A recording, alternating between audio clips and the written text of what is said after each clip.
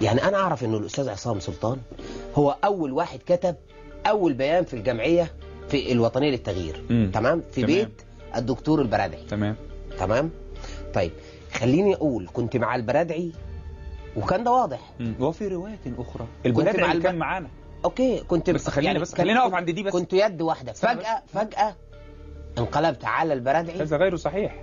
وبتدعو للدكتور سليم العوض. هذا غير صحيح. لا ما ينفعش. ما ينفعش ازاي؟ اقول لك ازاي.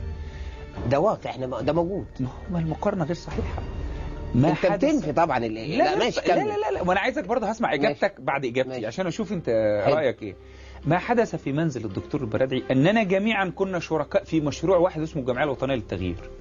ليس لها رئيس وليس لها مرؤوس وليس لها مرشح رئاسي ولا مرشح غير رئاسي، وإنما كان الحوار في شهر 2/2010 حول الدفع في اتجاه التغيير بمطالب 7 نشرناها للدنيا كلها عشان ناخد عليها توقيعات. يعني انت لم تؤيد الدكتور البرادعي من قبل من بعيد؟ لم يكن الدكتور البرادعي نفسه مرشح نفسه للرئاسة، ما كانش. وانا لا انسى ابدا ان انا وانا بكتب البيان وحد من اللي قاعدين تقريبا مش عارف الدكتور حسن نفع او حد يعني بيقول ايه واكتب الدكتور البرادعي رئيس الجمعيه. قلت له لا، قام الدكتور البرادعي كان قاعد على ايدي اليمين قال انا مش رئيس. قلت له ايوه، او البرادعي في مقدمتها ومن خلفها. الكلمتين دول قبل اعلان الدكتور العوا ترشيحه كنت هتختار مين؟ احنا رحنا نقول للدكتور العوا لازم تترشح. تمام. قبل ما تقنعوه ما كانش ولا واحد مال عيني، واولهم البرادعي.